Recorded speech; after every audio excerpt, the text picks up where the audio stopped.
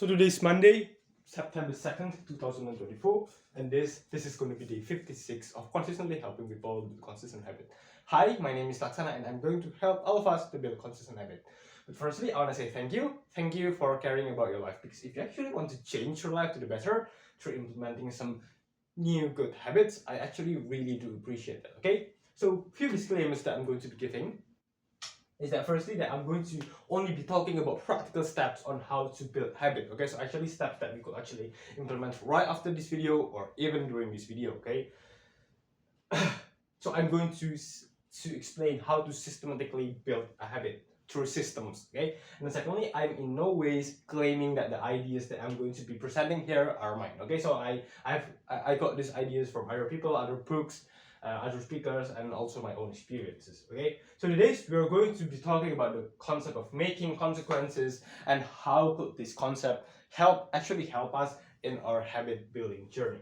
Okay, so basically I believe that we fail to build a habit. It's because one of the biggest reason is that because there's no what do you say, instant consequences if we don't do the habit, okay? Well, there might be a long-term consequences, but you know, those long-term consequences we tend not to see it just now, right? But if we can create an instant consequences if we don't do the habit, I believe that the motivation for us, no, like the likelihood of us actually doing the habit is going to be bigger, okay? So some of the things that I'm going to be explaining here is that firstly, I'm going to be explaining about the concept of making consequences, and then secondly, I'm going to be giving a concrete example on a real world application on how can we use this concept in order for us to actually build some consistent habit and how it will be effective, okay? Okay, so I'm just going to be giving, so firstly, I'm going to be explaining about the concept, right? I'm going to be giving a really, what do you say, common example. Let's say we say that I'm just a person who wants to study mathematics every single day, and then I say, oh yeah, I'm going to study mathematics every day because I need to prepare for the exam. I don't want to get some bad grades and stuff, right? But actually, you know, after I say that, I won't get any instant consequence if I actually don't do the thing that I say I'm going to do, right? Except that, okay, maybe I'm going to trust myself less, okay? But in the big picture, there's nothing, there's no instant consequences, right? So basically, what is the thing that we're going to do? We're going to make something happen if we don't follow the thing that we say that we are going to do. Okay, so basically we are going to create artificial consequences, okay? So these artificial consequences are going to be what do you say, are going to be what do you say are going to motivate us to actually do the thing, and hopefully when we do the thing, when we do the habit, we could avoid the real consequences, okay? So for example, the habit that we're trying to build is studying mathematics every single day, and the artificial consequence is that if we don't study mathematics in that particular day, we won't allow ourselves to watch our favorite TV show. Okay, that's the artificial consequences, right? The consequences that we made it by ourselves. And then when we actually do the habit, because you know we still want to watch our favorite TV show, right? We do the habit consistently, and hopefully we begin to get better at mathematics. We could avoid the real consequences, which is having a poor grade on mathematics class, right? So actually, like, the artificial consequences is relatively better than the real consequences, which is really worse, okay? So basically that's the principle. Okay, I'm going to be giving a real world concrete application on how could we actually implement this, okay? So basically, what is the thing that we're going to do?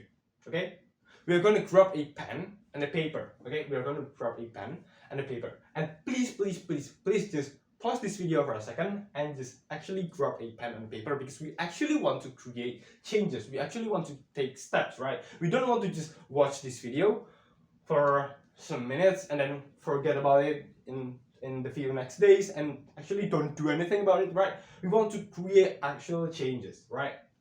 So I think the best time to create to create changes is now. Okay, so please pause this video and drop a pen and paper.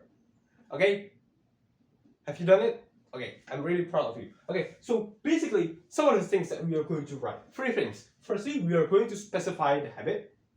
Let's say we want to create a habit of studying mathematics every single day. We don't just write that we are going to. We don't just write on the paper that we are going to study mathematics every single day. We are going to specify what type of studying that we are going to do. Is it reading a book, or is it like doing some mathematics questions?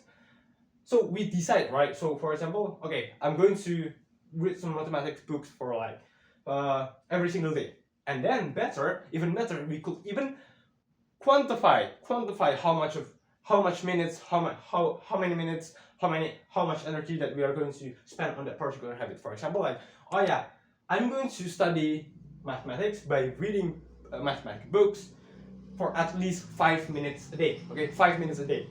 That's it.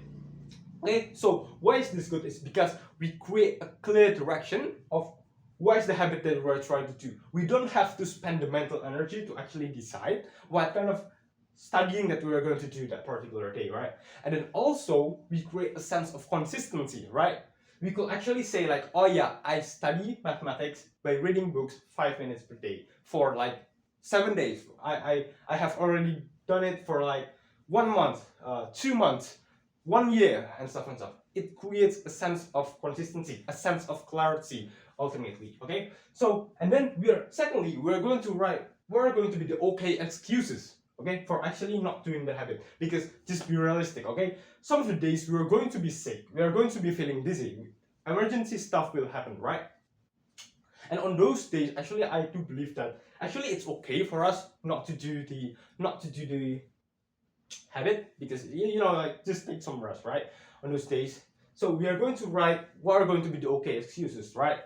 So under what conditions we are allowed not to do the habit. For example, like, oh yeah, when I'm sick, I'm feeling dizzy, something emergency happened, I'm allowed not to study on that particular day, and those days are going to be okay. So why is this important? It's precisely because when we actually outline what are going to be the okay excuses, the other excuses like, oh yeah, I'm feeling lazy today, I'm not feeling motivated today, those excuses are not going to be able to be used as an okay excuses. Okay, so even if we are not motivated on that day to study mathematics, we still need to do the mathematics. Okay, and then thirdly, we are going to write the consequences. What are going to be the artificial consequences if we don't do these 2 things? Okay, because actually, like, these 2 things kind of enough. Like, it gives us the direction when we specify and create the rules.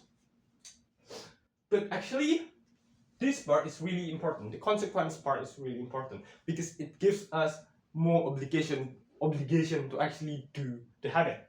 Okay, so actually we could write something like, okay, if I don't follow this habit paper, I won't allow myself to watch my favorite TV show on that particular day.